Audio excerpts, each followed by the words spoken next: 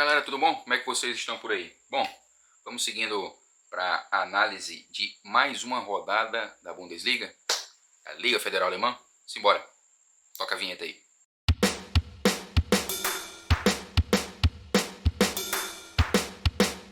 Chegamos à 12ª rodada e estamos em dezembro. O ano tá acabando, começa aí as paradinhas de final de ano, descongelam o Roberto Carlos. Temos aí as festas de final de ano, Natal, Ano Novo, enfim. Estamos aí em dezembro. No meu caso, tem o meu aniversário também. Vamos começar a fazer aquela análise da rodada? Primeiro vamos começar aqui com os resultados que, seguindo aquela esqueminha que a gente tem feito durante esses vídeos que eu faço. Vamos agora para os jogos que eu considero como resultados normais. Mas vence o Hoffenheim por 2-0. Resultado normal, um resultado tranquilo. Daqui o que a gente pode exaltar principalmente foi o bom momento do Burkhardt. Os artilheiros da Bundesliga são Harry Kane com 14, o Marmoush com 13 e o Burkhardt com 9. Burkhardt que inclusive já foi convocado à seleção alemã. E o Nagelsmann está de olho no garoto. E o garoto, depois de um início meio cambaleante, está retornando à boa forma, né? Já são 9 gols e foi um dos principais nomes dessa partida contra o Hofer. Nesse momento o Mainz é o 7º colocado com 19 pontos, boa campanha do Mainz, e o Hoffenheim é o 14º com 12 pontos, está ali muito próximo da zona de rebaixamento. Seguimos aqui um resultado tranquilo. St. Pauli vence por 3-1 o Holstein Kiel, são os últimos da tabela que estão brigando por ali, e é uma briga pelo rebaixamento muito clara que todos eles vão ter. Basicamente, com a vitória, que aí já é outro resultado que eu considero um resultado bem normal, que é o Augsburg vencer. E aí vamos encaixotar logo as duas análises desses resultados. O Augsburg venceu o Bochum por 1-0, deu uma travada um pouco naquele bom início, naquela coisa, o fato novo que teve no Bochum. Então assim, St. Pauli vence o Holstein Kiel por 3-1 e o Augsburg vence o Bochum por 1-0. O fato, na briga pelo rebaixamento que a gente tem visto aqui, o St. Pauli é o 15º com 11 pontos, o Heidenheim entrou nessa briga, a queda do Heidenheim é tremenda. E aqui o Heidenheim tem 10 pontos e entra ali forte na briga pelo rebaixamento. O que a gente pode considerar basicamente aqui? Que de Hoffenheim, que já tem ali, você pode colocar até o Augsburg aí com 15 pontos no 13º colocado, mas daí para baixo eu creio que a briga vai ficar muito forte por aí. O Heidenheim, que começou com um bom campeonato, inclusive eu fiz um vídeo falando sobre isso, o Heidenheim no meio de tabela, mesmo com pouco dinheiro, com poucos recursos, fazia uma boa campanha. Realmente nos últimos jogos o time degringolou mesmo para baixo e agora já se encontra em 16º colocado, terminando o campeonato disputaria os playoffs de acesso e rebaixamento. O Holstein Kiel e o Bochum seguem como os últimos colocados, pontuando muito pouco. Bochum já pode se considerar como uma campanha muito trágica mesmo, de difícil recuperação. Você pode considerar de Augsburg, até o Bremen e Union Berlin, eu acho muito difícil, tanto o Bremen e o Union Berlin podem zanzar por ali, mas eu não creio que brigam por rebaixamento. Então assim, de Augsburg para baixo, Augsburg, Hoffenheim, St. Pauli, Heidenheim, Holstein Kiel e Bochum, a briga vai ficar entre eles ali durante vai ficar entre eles para a zona de rebaixamento. E aí, como a gente está falando da péssima fase do Heidenheim, a gente precisa falar da ótima fase do Frankfurt. Esse jogo, essa vitória, essa goleada do Frankfurt no domingo em cima do Heidenheim é uma vitória normal e uma vitória esperada, que rechaça qualquer sentimento de que o Eintracht Frankfurt talvez não possa sim brigar por ótimas posições. Não sei se brigar pelo título, eu ainda não vejo esse Frankfurt brigando pelo título. Ainda tem um pouco de ceticismo, assim como eu tive um pouco de ceticismo com o Leverkusen na temporada passada, mas o Frankfurt faz uma campanha espetacular, com o Marmoush fazendo um campeonato espetacular. O garoto realmente fincou o pé e um dos grandes jogadores dessa competição. Como eu falei, Marmoush tem 13 gols no campeonato e deixou o seu nessa goleada em cima do Heidenheim. O Frankfurt, em segundo colocado, está com 26 pontos, são 8 vitórias, 2 empates e 2 derrotas. São 31 gols e 16 tomados. Essa é a diferença se você for comparar as campanhas do Bayern e do Eintracht Frankfurt. O Bayern fez 37 gols, o Frankfurt fez 31. Só que o Frankfurt tomou muito mais gols do que o Bayern. O Frankfurt tomou 16, o Bayern apenas 8. Outro resultado normal, e essa é uma rodada de muitos resultados bem esperados, a vitória do Leverkusen em Berlim contra o Union Berlin. e o Leverkusen segue na sua toada, sendo um time com muitas dificuldades de ser... O Leverkusen na temporada passada foi uma equipe que se mostrou uma equipe extremamente regular. Muito, muito, muito regular. Nessa temporada tem mostrado uma face completamente oposta, né? Muito irregular. Ainda assim, é um Leverkusen que está em terceiro colocado, 3 pontos atrás do Eintracht Frankfurt, com 6 vitórias, 5 empates e 1 derrota. Então, assim, é um Leverkusen que perde muito pouco, mas empata demais jogos que não deveriam. Como eu falei, essa irregularidade cobra pontos em momentos importantes do campeonato. Dos 4 primeiros colocados, é a equipe que mais toma gols. E como eu falei, é uma defesa que tem sido muito falada, muito mal falada, né? Inclusive, tomou 19 e fez 28. É um saldo de 9 pontos. Então, assim, a tabela mostra algumas coisas que têm acontecido com essa equipe do Leverkusen. Stuttgart empatou com o Bremen. As duas equipes caíram juntas nessa parada, né? São duas equipes que se esperam exatamente isso. Inclusive, elas estão bem próximas, né? O Stuttgart tem 17 pontos e o Bremen tem 16.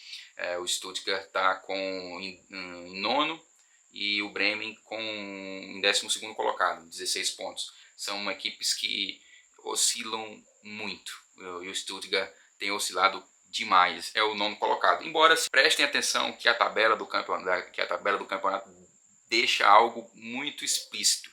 São pontuações muito próximas. Se você for prestar atenção aqui de Leipzig para baixo, muitos poucos pontos separam, por exemplo, o Borussia Dortmund, o Leipzig com 21, do Borussia com 20, aí toma um empate com o Freiburg, e se você for descer até o 16º, pouquíssimos pontos separam. Até o 12º, 13º, 5 pontos, 5, 6 pontos separam, por exemplo, o Augsburg, que é 13º colocado, do Leipzig, que está em quarto. O Leipzig com 20 pontos e o Augsburg com 15, por exemplo. 6 pontos. É muito pouca a diferença. É um campeonato muito parelho do segundo para baixo. O Bayern foi que está fazendo uma largada de campeonato assim muito acima mesmo. E seguindo com a análise, o Freiburg vence o Gladbach 3-1. Não é uma surpresa, né? O Gladbach é uma equipe extremamente irregular. Falei mais uma vez que o trabalho do Seoane, ele não consegue subir um patamar que se espera. Pelo contrário, nos últimos tempos desceu. Isso fica muito claro. É um Gladbach que não consegue ir muito mais além do que isso, creio assim. 17 pontos,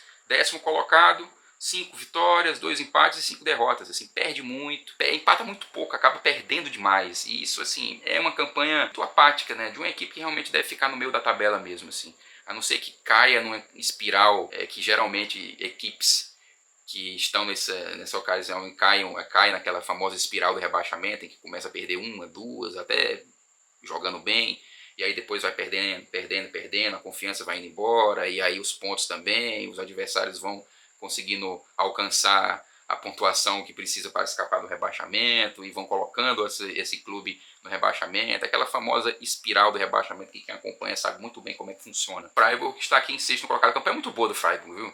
É uma campanha muito boa do Freiburg, temos que pensar que o Freiburg é uma equipe, é um clube que não tem um investimento enorme. Se você for comparar aqui com o Borussia, com o Leipzig, com o Leverkusen, os que estão acima dele, é uma campanha muito honesta, muito honesta. São 6 vitórias, 2 empates e 4 derrotas, 16 gols feitos, 16 tomados. É uma equipe que faz o que pode. Já passamos aqui por boa parte passamos por quase tudo. Sobrou-se apenas 2 jogos. E desses 2 jogos vamos destacar, um deles é a surpresa da rodada.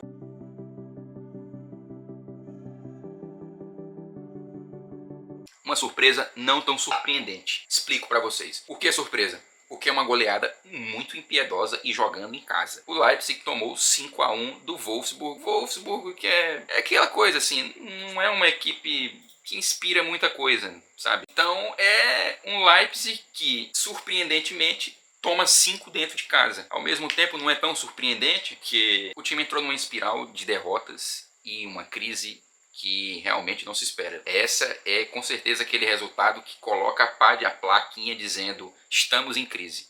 De fato, está muito claro aqui. Leipzig está em crise muito. Os últimos 5 jogos são 3 derrotas, 1 empate, isso só contando com a Liga Federal, só contando com a Bundesliga. Dos últimos 5 jogos, são apenas uma vitória e um empate, são 3 derrotas. A equipe segue em quarto com 21, não foi alcançada pelo Borussia, que poderia ter tomado essa posição. 6 vitórias, 3 empates, 3 derrotas. A campanha ainda é muito boa, mas é um Leipzig que inspira cuidados, principalmente do Marco Rose. É uma crise que se instala sim, é uma crise que tem que ser analisada. Lembrando que a equipe está sem um dos seus principais jogadores que está machucado, que é o Xavi Simons. Já, obviamente, por conta disso, o Marco Rose tem sido muito criticado. De toda forma, Rose tem aí o apoio da diretoria da Red Bull para seguir com o seu trabalho. O trabalho do Marco Rose geralmente apresenta essas condições. Um começo geralmente muito bom, depois vai caindo, até que ele acaba demitido. E agora vamos passar para o grande jogo da rodada. Segue a vinheta.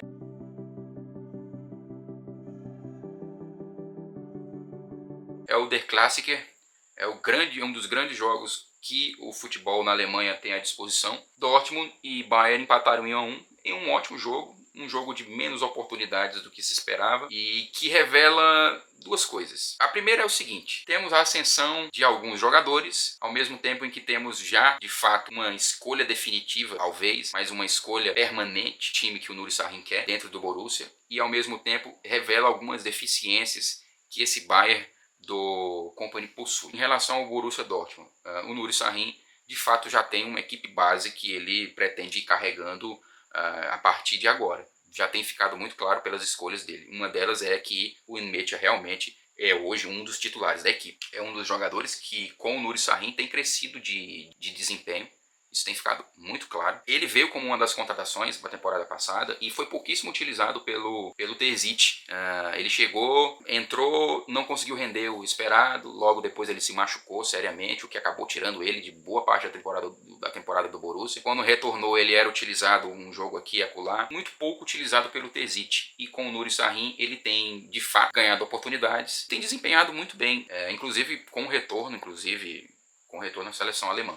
O Nmecha está muito bem e você pode perceber que ele já é uma das figuras presentes dessa equipe do Nuri Sahin. Outra coisa que a gente precisa ver e tomar de conta: parece que o Bayern de alguma forma conseguiu captar também sua vaguinha nessa equipe. Ele entrou com jogos mais frequentes depois que o Dortmund teve uma série de lesões que foram tirando vários jogadores, e o Bayern acabou ganhando sua oportunidade e ele tem sido utilizado ou como um atacante pelo lado ou como camisa 9, dependendo se o Guirassy está ou não disponível para o jogo. Outro que a gente precisa destacar é o garoto, o Bino Gittens, que a cada temporada tem crescido. Ele é um ótimo jogador, às vezes ele peca por ser muito irregular, e isso é algo que ainda precisa ser analisado. Então, assim, 2 jogadores têm crescido na mão do Sahin. Bino Gittens, que segue uma rotina de desempenhos que se espera, numa crescente de desempenhos que se espera desde a época do Terzic, e o Nmecha, que viveu momentos ruins com a camisa amarela, mas agora está crescendo.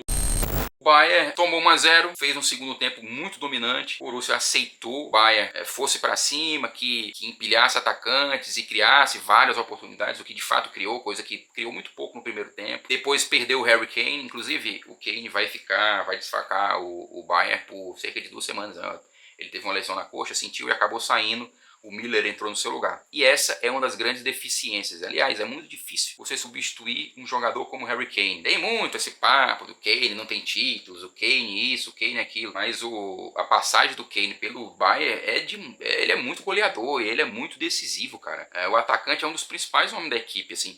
Brincadeiras à parte, vamos analisar o contexto, não tem títulos, não sei o que, mas ele tem entregado demais, né? São 20 gols marcados em 19 jogos.